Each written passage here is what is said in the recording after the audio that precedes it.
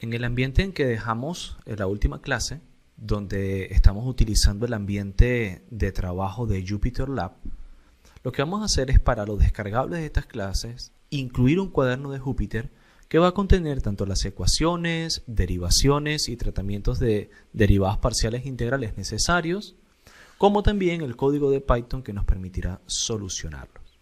Entonces estos cuadernos son muy útiles, en especial cuando estamos trabajando directamente con las ecuaciones en su forma variacional. Para esta clase ustedes pueden simplemente tomar el ejemplo fundamental que está en un formato IPyNB, que es un cuaderno de Jupyter, y bueno, simplemente haciendo doble clic luego de cargarlo, ustedes van a poder ver cómo acá se está mostrando la solución a la ecuación de Poisson. Entonces, básicamente lo que esto nos está diciendo, ¿sí? Esta solución a la ecuación de Poisson, es un ejemplo muy sencillo. De hecho, es una de las ecuaciones diferenciales parciales más sencillas que existen y que nos va a permitir entender cómo funciona Phoenix. Básicamente lo que estamos tratando es de entender cómo formular un problema matemático que tiene una formulación diferencial parcial en su forma variacional. Luego vamos a aprender cómo aplicar las condiciones de contorno, cómo resolver ese sistema lineal discreto utilizando Phoenix y luego cómo visualizar dicha solución. Entonces, bueno, vamos a acercarnos un poco y vamos a estudiar qué es lo que nos plantea acá esta ecuación, ¿no? Muy bien. Entonces, bueno, en primer lugar, la ecuación de Poisson es la siguiente, ¿no? Este es, digamos, el operador de Laplace, ¿vale? Y acá la ecuación lo que nos está diciendo es la segunda derivada parcial de u, ¿vale? Aplicando este operador de derivada parcial sobre una cierta función u. ¿Qué es una función u? Es una función desconocida. Es la que queremos aproximar. Y fx es una función prescrita. Entonces ya habíamos hablado que esto que está acá es el operador de Laplace. A menudo se escribe de esta manera. Omega en este caso es el dominio y el delta omega es la frontera del dominio, ¿okay? El borde.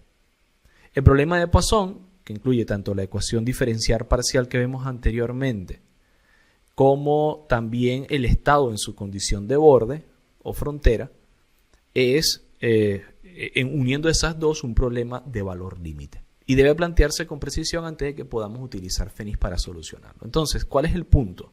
Acá tenemos una ecuación diferencial o ecuaciones diferenciales, incluyendo las condiciones de frontera, que ahora debemos volcar a su forma variacional para luego poder utilizar el software para solucionarlo. En un espacio bidimensional, con coordenadas, digamos, x e y, podemos expandir la ecuación de Poisson como sigue. Porque claro, este operador de Laplace, como ya habíamos hablado, es la derivada, la segunda derivada de u con respecto a cada una de sus variables internas, x y y, pues. Entonces, en este caso, noten que esta x está en negrita, lo que nos indica que esto puede ser un vector de coordenadas x, y, z. Si estamos utilizando solamente los espacios x y y, el operador de Laplace vendría siendo de esta manera. Entonces, la ecuación de Poisson queda escrito como está acá. Entonces, la incógnita u es ahora una función de dos variables u, x, y que está definido en un dominio bidimensional omega. Ahora, esto de la ecuación de Poisson, aunque ustedes ven que es sencilla, no tiene una mayor complicación, realmente aparecen muchos contextos y campos físicos. Por ejemplo, en conducción de calor, electrostática, difusión de sustancias, torsión elástica, el flujo de fluidos no viscosos y ondas de agua. Entonces, aunque es simple, es muy útil, ¿no? Saber cómo llevarlo a cabo. Ahora, ¿cómo vamos a resolver el problema de valor límite utilizando Phoenix? Bueno, vamos a seguir 4 pasos fundamentales. Primero, vamos a identificar el dominio computacional, la ecuación diferencial parcial y sus correspondientes condiciones de contornos y término fuente f. Luego, hay que reformular la ecuación diferencial parcial como un problema variacional, escribir un programa de Python que nos permita volcar este dominio y todas estas condiciones de contorno en Phoenix, ejecutar ese programa de Python y, bueno, podemos visualizar los resultados. Entonces, ya hemos hecho lo primero, hemos definido la ecuación diferencial parcial y su dominio, que en este caso va a ser un dominio bidimensional. Entonces, vamos a pasar con los siguientes pasos, que es obtener la forma variacional de esa función. Entonces, Phoenix se basa en el método de los elementos finitos. Como ya sabemos, es una maquinaria matemática general eficiente para la solución de ecuaciones diferenciales parciales. Aunque estuvimos viendo a lo largo de todo este módulo mucha aplicación, digamos, en lo que tiene que ver con mecánica y estructuras, esto tiene otro tipo de aplicaciones, ¿vale? Que igualmente nos van a servir. Entonces, la receta básica es cómo pasamos una ecuación diferencial a su forma variacional. 3 pasos. Multiplicamos la ecuación diferencial por una función b, que es una función de prueba. Integramos la ecuación resultante sobre el dominio omega, que en este caso lo hemos definido ya, bidimensional, y realizamos la integración por parte de los términos con derivadas de segundo orden. Ya eso lo hemos mencionado en clases anteriores.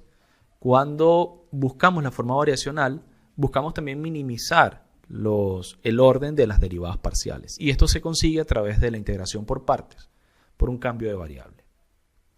Bueno, la función b, que multiplica a la ecuación diferencial, ya habíamos dicho, se llama función de prueba, ¿vale? Y es una función desconocida, u, que hay que aproximar, ¿vale? Se denomina función de ensayo. Entonces, a través de prueba ensayo, y de ahí es donde viene precisamente su nombre, vamos a tratar de no obtener la solución de la ecuación original, sino obtenerla a través de funciones auxiliares, ¿vale? Que es prácticamente lo que hacíamos con el método de Galerkin, ¿cierto? Bien. Entonces, en el caso que nos ocupa, multiplicamos la ecuación por la función de prueba b e integramos sobre el dominio, ¿vale? Entonces, aquí dx denota un elemento diferencial sobre la integración del dominio. Recuerden que el dominio acá es bidimensional, así que este dx incluye x y y, ¿vale? Porque es bidimensional. Una regla general es que cuando derivamos formulaciones variacionales es que uno trata de mantener el orden de las derivadas u y b lo más pequeño posible. Entonces, por eso acá se explica la integración por partes, ¿sí? Si él está aplicando integración por partes. Y otra característica de la formulación variacional es que se requiere que la función de prueba b desaparezca en las partes de la frontera donde se conoce la solución u. Eso es por los espacios de Soloviev, que vamos a hablar un poco de ellos más adelante. Entonces, en este problema significa que b es 0 en toda la frontera, ¿ok? O el borde, la condición de borde. Entonces, si exigimos esta ecuación que cumpla todas las funciones de prueba en el espacio b, el llamado espacio de prueba, obtenemos un problema matemático bien definido, ¿vale? En una formulación débil, ¿vale? Entonces, para el presente problema, los espacios de prueba y ensayo se van a denotar B y B sombrero, ¿vale?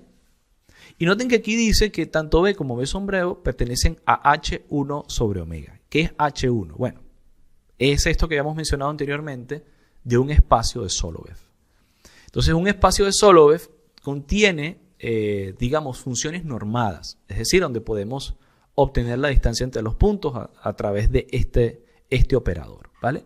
Y esas integrales son finitas, pero solamente se requiere que sean diferenciables hasta una vez, ¿vale? Entonces, eso permite que las funciones con derivadas las derivadas sean discontinuas hasta cierto punto. No es totalmente continuo. Lo que genera esto es que si tenemos una función que obviamente en su solución original sí es continua, pero luego la tratamos de aproximar usando el concepto de los espacios de Soloviev, donde no necesariamente las derivadas deben ser continuas. Entonces eso nos da unos requisitos un poco más débiles que la formulación original, es un poco más flexible. Y de ahí es donde viene el nombre de forma débil. Es porque estamos planteando una ecuación que obviamente estamos buscando su solución y que es una función continua, pero ahora lo estamos aproximando no necesariamente siendo continuo.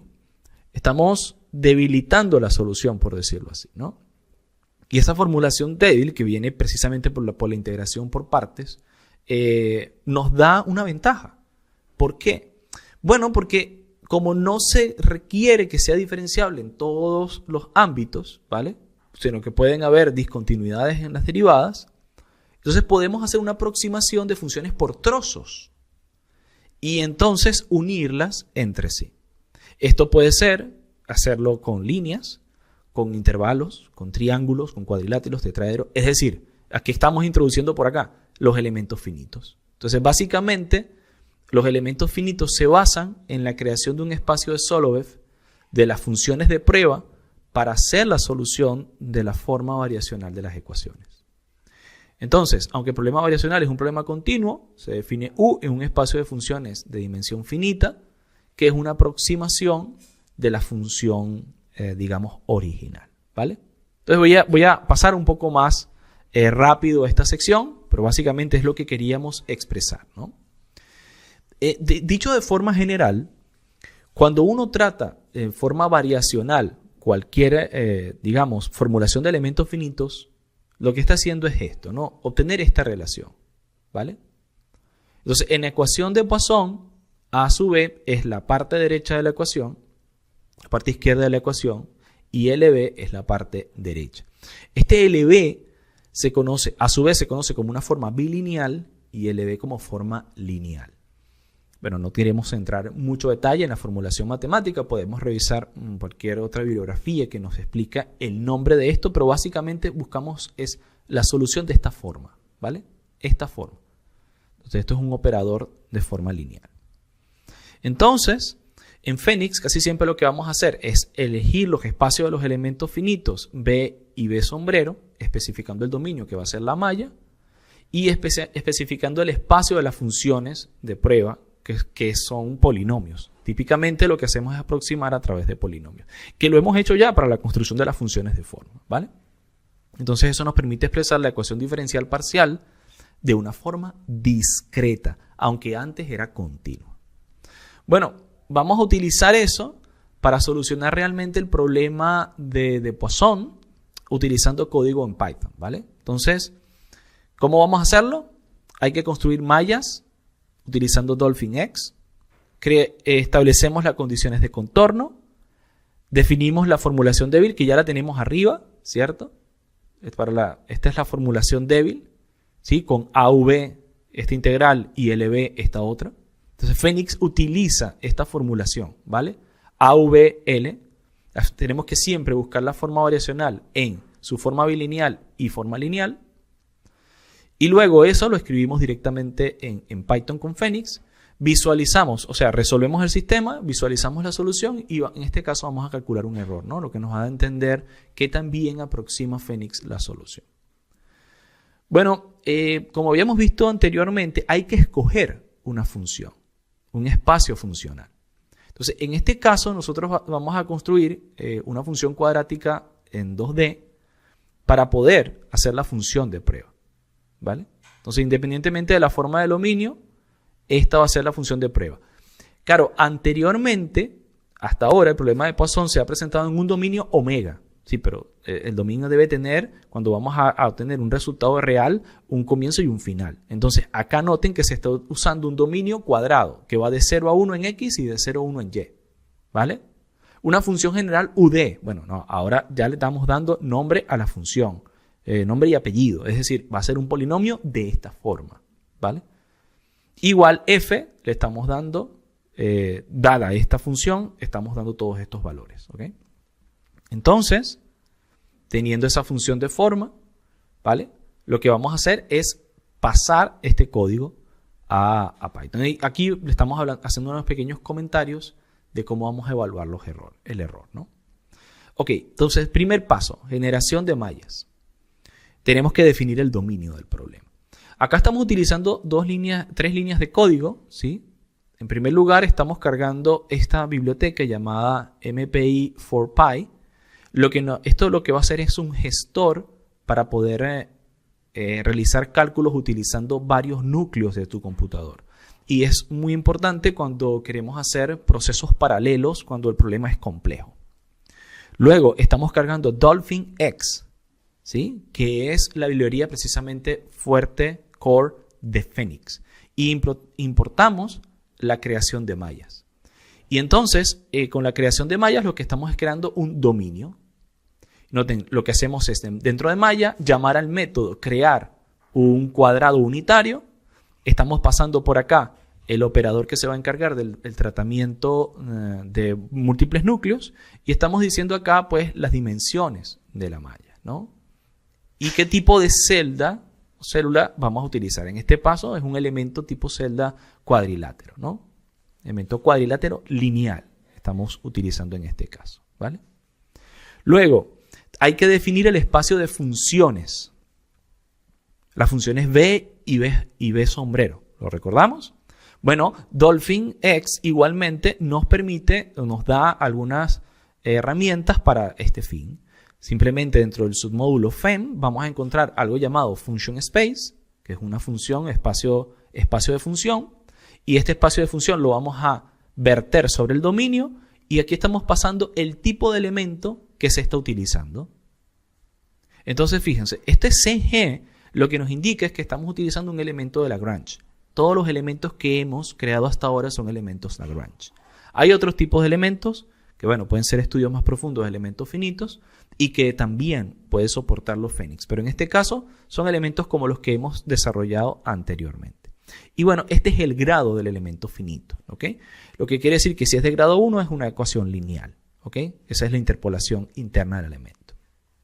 Luego, habíamos dicho que hay que definir las condiciones de contorno. Bueno, nuevamente, acá nos ayuda otra vez DolphinX con FEM. En este caso, lo que estamos es definiendo una función, ¿vale?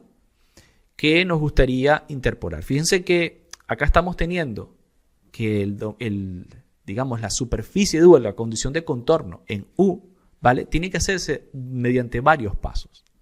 Entonces, el primer paso es definir una función U sub D que nos ayude a determinar dónde está aplicada la condición de contorno. Entonces, esa función nos gustaría interpolar la condición de contorno que vemos acá, ¿vale? Y entonces definimos una función precisamente con esta forma. Ok, noten acá la relación entre lo que está escrito en la ecuación y lo que estamos creando por acá abajo en Python, ¿no? Es, digamos, un equivalente casi exacto de la función, ¿vale? Noten que acá se está utilizando un valor llamado X. ¿De dónde viene esto? Esto viene importado automáticamente de Dolphin. No lo hemos definido anteriormente, ¿ok? Entonces, ella entiende que X sub 0, cuando él lo está aplicando sobre un lambda y está usando una interpolación para una función de FEM, él entiende que X sub 0 es la primera variable, que sería X, y X sub 1 es la segunda variable, que sería Y. ¿Ok? No hay que decírselo, ya lo entiende, ¿vale? Pero está escrito en notación de Python, ¿vale? Ok, a continuación importamos NumPy, ¿vale? Y en NumPy estamos ahora utilizando dentro del dominio, esto ya lo habíamos creado anteriormente con la biblioteca de DolphinX, estamos importando una topología y estamos extrayendo la dimensión de la topología. Entonces, de esa dimensión de la topología, estamos extrayendo los índices de las caras externas de esa topología. Entonces, lo que estamos haciendo es obtener la superficie o los bordes, mejor dicho, las líneas de borde de nuestra superficie. Entonces, con esto, a través de la topología, estamos extrayendo los cuatro lados, porque recuerden que lo que hicimos fue crear un cuadrado unitario, entonces estamos extrayendo cada uno de estos cuatro lados como topología, ¿vale? Entonces, en la siguiente porción de código, nosotros vamos a aplicar, en siguientes porciones de código, vamos a aprender, aquí está, la condición de borde, o los grados de libertad cerrados de ese borde, ¿no? Entonces, fíjense, acá estamos utilizando nuevamente FEM, de Phoenix, y estamos localizando los grados de libertad de cierto sitio topológico para la función B, para esta dimensión que habíamos calculado previamente y en este borde. Y acá le estamos aplicando una condición de borde de Dirichlet, que bueno, esto no es más que una condición de borde homogénea. Esas son las condiciones de bordes de Dirichlet, homogénea, y donde nosotros podríamos haberlo comparado con una estructura, ¿sí? Imaginémonos que tenemos acá una estructura de este tipo y que acá está empotrado, ¿ok? Entonces sabemos que acá el desplazamiento en X y Y es igual a 0. No se puede desplazar, aunque sí puede rotar. Bueno, eso es una condición de borde homogénea. Lo que estamos haciendo acá es precisamente eso. Acabamos de identificar cuáles son los bordes, ¿ok? Y le estamos diciendo en esa condición de borde aplica un 0, es decir, que es homogénea, ¿no? Ya lo habíamos calculado previamente y acá se la estamos aplicando. Luego tenemos que definir el espacio de funciones de prueba y ensayo. Para eso vamos a utilizar algo que se llama UFL, que también viene incluido en la instalación de Phoenix, se llama Unified Form Language, que nos permite tener una manera de plantear formulaciones variacionales más sencillas, ¿no? Entonces, utilizando UFL, vamos a crear precisamente el espacio, la función de prueba y la función de ensayo, trial and test, basado en el espacio B que ya habíamos creado antes, ¿ok? Y el término fuente, que recuerdan que era la parte derecha de la ecuación, también lo estamos definiendo por acá. En este caso es una constante que nos había dado -6. ¿Vale? Ok. Entonces, fíjense que aquí lo estamos haciendo por Fein constant. Sobre el dominio va a ser escalar 6 la función f. Es constante en todo el dominio. Ahora, ¿cómo solucionamos el problema variacional? Bueno, ustedes recordarán que teníamos una integral, ¿cierto? Que estaba aplicado el gradiente de u, producto punto por el gradiente de b, ¿verdad? De x en todo el dominio y que debería ser igual a la integral sobre el dominio de f por b por dx. Exactamente esa función la estamos escribiendo acá. Estamos utilizando un operador de producto punto, UFL dot, entre el gradiente de u, noten que UFL también tiene un operador llamado gradiente, y el gradiente de b, multiplicado por dx. UFL también viene con un dx. Es decir, esta biblioteca, voy a repetirlo, esta biblioteca que hemos importado anteriormente, UFL, de verdad nos da todas las herramientas necesarias para especificar formulaciones variacionales, ¿sí? Entonces es justo lo que estamos haciendo acá, ¿vale? Estamos escribiendo la forma variacional AL, que ustedes recordarán, habíamos dicho que toda forma variacional estaba por una formulación bilineal, ¿cierto? Que decíamos V y una forma lineal L, ¿verdad? Que dependía de B. Entonces, justo esto es lo que estamos haciendo, definiendo A y definiendo L. Y habíamos dicho que A, bueno, repetimos, era la integral del primer lado y la integral del segundo lado, ¿no? Esto venía por la función de Poisson. Entonces, ¿qué queremos resaltar, ¿no? En este punto? Vamos a movernos nuevamente al sitio.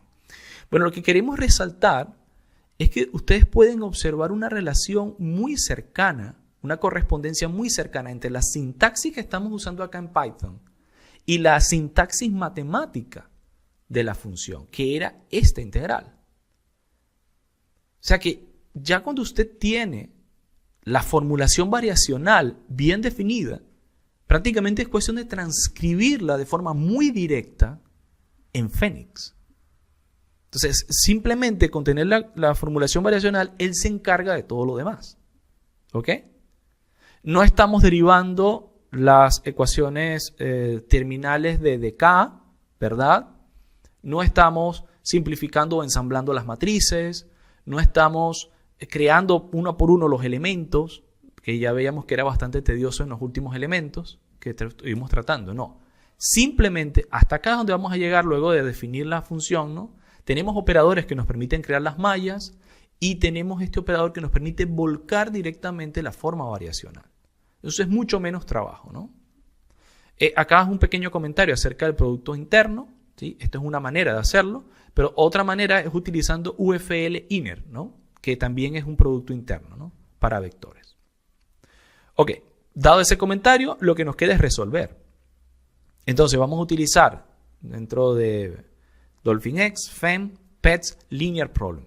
Hacer una solución de un problema lineal, donde este es el A, este es el L. Recuerden que siempre estamos solucionando por una forma variacional. A es igual a L, operador bilineal igual a operador lineal, ¿vale? Introducimos las condiciones de contornos, es boundary conditions, BCS en plural, es la condición de contorno que estuvimos viendo arriba, ¿verdad? Donde en un extremo vamos a hacer la condición de Y homogénea igual a 0. Y bueno, aquí otros tipos de condiciones, ¿no?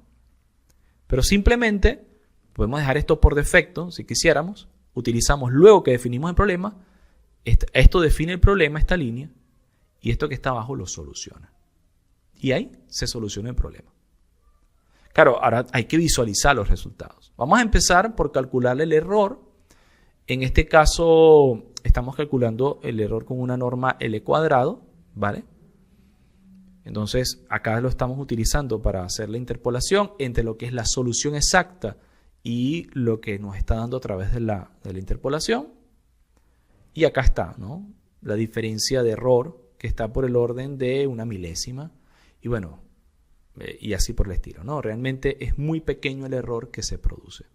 Obviamente recordamos siempre que los elementos finitos son una aproximación, pero hay que medir. Entonces, en este caso, como tenemos una solución real al problema, por la función u que definimos anteriormente, que es conocida, entonces pudimos pues comparar, ¿no?, la solución con lo que estamos obteniendo por la aproximación.